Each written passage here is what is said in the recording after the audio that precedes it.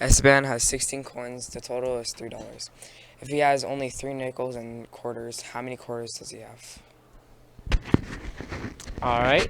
So, and because this is multiple choice, we have some added options here.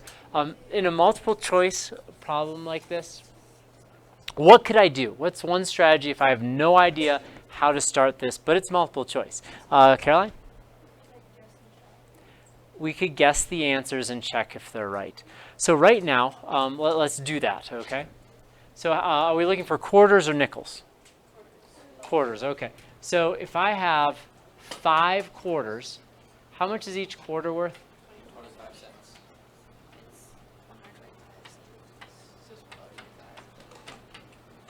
Okay, and so how many nickels would I have to have if I have 5 quarters? That's 55.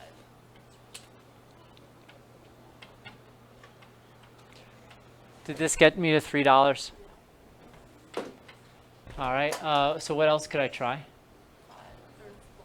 Let's try 11, so I could switch it. So does this work?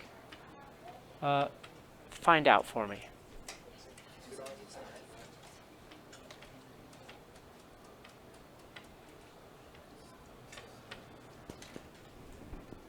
Lucy?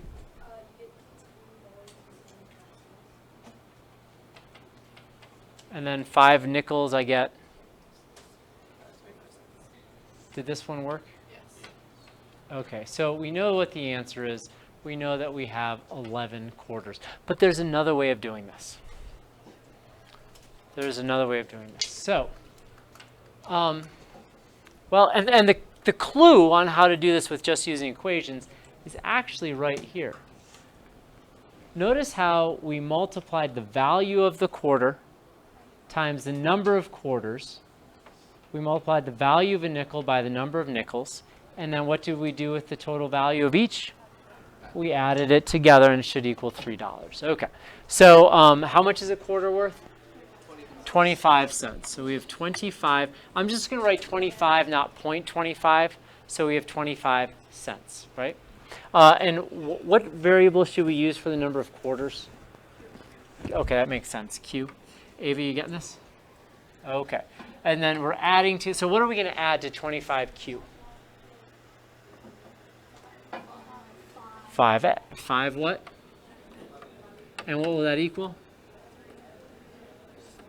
$3 is how many cents? 300, okay. So this way we have no decimals. That's super nice. All right. But there's another part to this problem. We have 16 coins. 16 total coins. So what do I add together to get 16? Q and N, okay. So Q plus N equals 16, all right. Well, this one's looking a little tricky here. Wouldn't it be nice if we had one of the variables by itself? It would be nice. Wait a second. I could swear in one of our homework assignments, we were trying to get a letter by itself. Yeah, we're trying to get equations and moving them around so that one letter is by itself. So what could I do to get one letter by itself? Isolating one of the variables. Brendan? Oh, just subtract the other variable. Okay, so what variable do you want to subtract? N. Okay, so let's subtract N. So Q is equal to 16 minus N. Okay. That's not too bad. So instead of writing Q, what could I write? Instead of writing this Q, what could I write? Oh, because Q is equal to 16 minus N, isn't it? Oh, okay. So we could just substitute that in. All right. So if we have 25, what are we going to write instead of Q?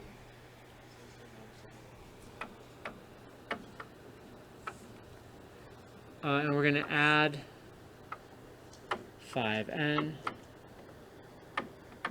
Oh. This is just a train track problem, isn't it?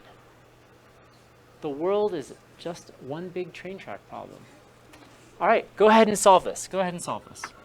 Okay, so first off, I did 25 times 16 to get 400. And then I would simplify the rest. That'd be negative 25n plus 5n. And then to simplify this, that could just be negative 20n equals, then we bring the 400 over to that. We have to take it away since it's a positive. 300 minus 400 is negative 100. So we can get negative 20n equals negative 100. If we divide both of these by negative 20, we get 5. Now, if there are 5 nickels, how many quarters? 11. 11.